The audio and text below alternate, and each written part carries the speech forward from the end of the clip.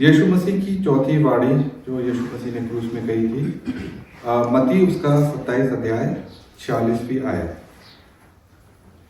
तीसरे पहर यीशु ने बड़े शब्द से पुकार कर कहा, एलोई एलोई लामा शबक्तनी, जिसका अर्थ यह है, हे मेरे परमेश्वर, हे मेरे परमेश्वर, तूने मुझे क्यों छोड़ दिया है। आमीन। आइए हम उस दृश्य को सोचें, उसको इमेजिन करें जब यीशु मसीह को क्रूस पे चढ़ाया गया था। यीशु मसीह को क्रूस पे करीब 9 बजे करीब चढ़ाया गया था और 3 बजे करीब उनकी मृत्यु हो गई थी। तो वहां पर लिखा है, आप बाइबल में देखेंगे कि और दोपहर होने पर सारे देश में अंधियारा छा गया और तीसरे पहर तक रहा। क्या हुआ था? सारे देश में अंधियारा छा गया था। अंधियारा छाना वैसे कोई बड़ी बात नहीं है। अगर आप देखें, जब सूर्य ग्रहण होता है तो अंधेरा छा जाता है। पर हम देखते हैं यहाँ कि जब यीशु मसीह को क्रूस पे चढ़ाया गया तो वो फसह के पर्व का टाइम था। और फसह का पर्व कब मनाया जाता था? जब फुल मून होता है। तो जो ये अंधियारा था, ये सूर्य ग्रहण के कारण तो नहीं था। तो फिर ये किस चीज के कारण था? ये जो अंधियारा था, ये था परमेश्वर की ओर से। ये वो भविष्यवाणी है जो आमोस ने, अगर आप मेरे साथ निकालेंगे आमोस उसका 8वां अध्याय, उसका 9वीं आयत और 10वीं आयत, वहां ये लिखा है, परमेश्वर यहोवा की यह वाणी है, उस समय मैं सूर्य को दोपहर के समय अस्त करूंगा और उस देश को दिन दोपहरी अंधियारे पर कर दूंगा और ऐसा विलाप कराऊंगा जैसे इकलौते के लिए होता है और उसका अंत कठिन दुख के दिन का सा होगा। तो इससे हमें साफ पता चलता है कि जो ये अंधियारा था, ये परमेश्वर की ओर से था। हमें इससे एक चीज और पता चलती है, अंधियारे से हमें ये लगता है कि वो परमेश्वर का क्रोध है। यीशु मसीह जो उसका इकलौता पुत्र है, वो क्रूस पे चढ़ा है, उसको किस तरीके से लोग ट्रीट कर रहे हैं, वो तकलीफ में है। तो इस वजह से हम ये भी कह सकते हैं कि जो परमेश्वर का जो क्रोध था, उसके वजह से उस पूरे देश में अंधियारा छा गया था। आगे हम वाणी की ओर चलते हैं। वाणी में लिखा है, हे मेरे परमेश्वर, हे मेरे परमेश्वर, तूने मुझे क्यों छोड़ दिया है। अगर हम बाइबल को ध्यान से देखेंगे तो भजन संहिता 22 उसको अगर हम पढ़ते हैं तो वो एग्जैक्ट सेम वर्ड से शुरू होती है कि हे मेरे परमेश्वर, हे मेरे परमेश्वर, तूने मुझे क्यों छोड़ दिया है। और अगर हम उस पूरे भजन को पढ़ेंगे तो हम ये देखेंगे कि वो एक तरीके से यीशु मसीह की भविष्यवाणी को बताता है। उसमें लिखा है कि मेरे हाथों को छेद दिया जाएगा और मुझे क्रूस में लटकाया जाएगा और मेरे वस्त्रों को चिट्ठी बांट लिया जाएगा। तो हम एक तरीके से ये कह सकते हैं कि यीशु मसीह क्रूस पर उस समय उस भविष्यवाणी को याद करके परमेश्वर की स्तुति कर रहे हैं। क्योंकि हम देखेंगे, अगर हम देखते हैं कि जब बाइबल में कहीं पर भी यीशु मसीह ने परमेश्वर को हमेशा पिता से संबोधित किया है। जब आप देखेंगे जो पहली वाणी है उसमें भी वो कहते हैं कि ये पिता इन्हें क्षमा कर, ये नहीं जानते ये क्या कर रहे हैं।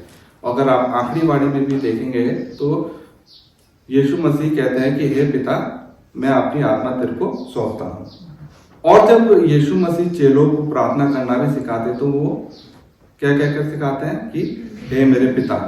तो हम देखते हैं यीशु मसीह ने हमेशा परमेश्वर को हे पिता के से संबोधित किया है, पर यहाँ पर वो हे ईश्वर से कह रहे हैं। तो इससे हम ये कह सकते हैं कि यीशु मसीह उस भविष्यवाणी को जो राजा दाऊद ने लिखी थी उसको वो स्मरण करके स्तुति कर रहे हैं। दूसरी बात यहाँ जो हम देखते हैं, जो सबसे इंपॉर्टेंट चीज है, यीशु मसीह अकेलेपन को महसूस कर रहे हैं। यीशु मसीह के जो चेले थे वो उनको छोड़कर चले गए थे। जो उनके भाई थे उनको यीशु मसीह पे विश्वास नहीं था और माता मरियम को भी वो यमुना को सौंप कर दे देते, वो भी चले जाते। तो वो एक तरीके से वहां अपने आप को अकेला महसूस कर रहे हैं। पर अगर हम बाइबल से देखें तो यीशु मसीह को इससे कोई फर्क नहीं पड़ता था, क्योंकि यीशु मसीह ने अपने पकड़वाए जाने से पहले यही भविष्यवाणी कर दी थी। अगर आप मेरे साथ यूहन्ना 16:32 में देखेंगे तो वहां लिखा है, यीशु मसीह कहते हैं, देखो वह घड़ी आती है वरन आ पहुंची है कि तुम सब तितर बितर होकर अपने अपना मार्ग लोगे और मुझे अकेला छोड़ दोगे, तो भी मैं अकेला नहीं, क्योंकि पिता मेरे साथ है। तो यीशु मसीह को पता था कि मेरे चेले, मेरे दोस्त, मेरे भाई, वो सब मुझे छोड़कर चले जाएंगे, पर मेरे साथ मेरे पिता है। पर यहाँ पर यीशु मसीह को इतना अकेलापन लग रहा है कि वो ये कहते हैं कि पिता तूने मेरा साथ क्यों छोड़ दिया है।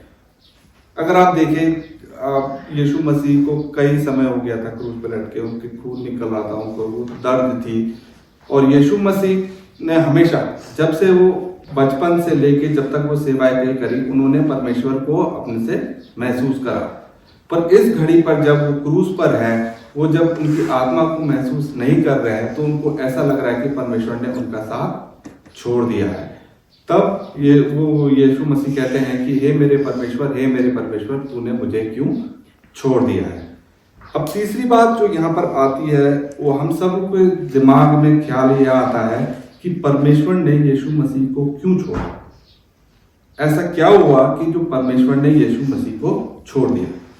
अगर हम बाइबल में देखते हैं, वचनों में देखते हैं, तो हमें ये साफ नजर आता है कि परमेश्वर पाप से घृणा करता है। और अगर हम यशाया उसका 59 चैप्टर 2 वर्स देखेंगे, तो उसमें लिखा है, परंतु तुम्हारे अधर्म के कामों ने तुमको तुम्हारे परमेश्वर से अलग कर दिया है, और तुम्हारे पापों के कारण उसका मुंह तुमसे ऐसा छिपा है कि वह नहीं सुनता।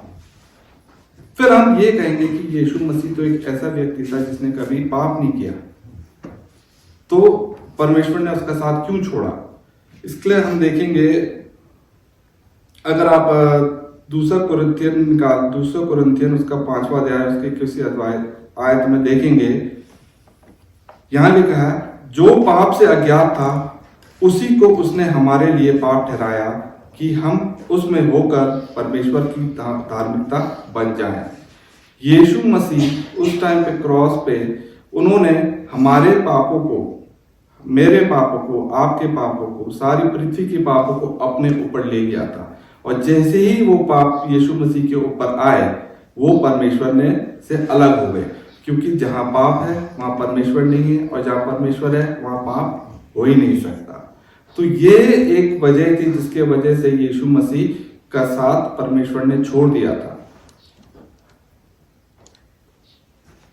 तो हम ये देखते हैं कि यीशु मसीह ने हमारे लिए, हमको यीशु मसीह ने अकेले हुए ताकि हम कभी अकेले ना पाए। यीशु मसीह ने सारे पाप हमारे ऊपर अपने ऊपर ले लिए ताकि परमेश्वर का साथ हमसे ना छूटे। क्योंकि यीशु मसीह जब जी उठते हैं, वो ये कहते हैं कि मैं जगत के अंत तक तुम्हारे साथ हूँ। तो ये परमेश्वर का वचन था। इसे सुने जाने पर सबको आशीष मिले।